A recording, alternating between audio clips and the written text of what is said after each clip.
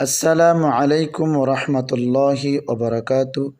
রাসূলুল্লাহ সাল্লাল্লাহু আলাইহি ওয়াসাল্লাম বলেছেন, যে ব্যক্তি বাজারে প্রবেশ করিয়া এই দোয়া একবার পাঠ করিবে, আল্লাহ তাহাকে হাজার হাজার সওয়াব দান করিবেন এবং হাজার হাজার গুনাহ মাফ করিয়া দিবেন এবং আখিরাতে হাজার মর্তবা বৃদ্ধি করিয়া দিবেন ও বেহেশতে তাহার জন্য একখানা ঘর তৈরি করিয়া দিবেন।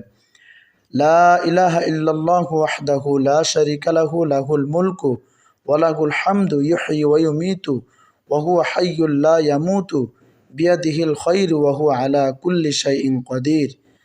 একমাত্র আল্লাহ ব্যতীত আর কোনো মাবুদ নাই। তিনি এক, তাহার কোনো অংশীদার নাই।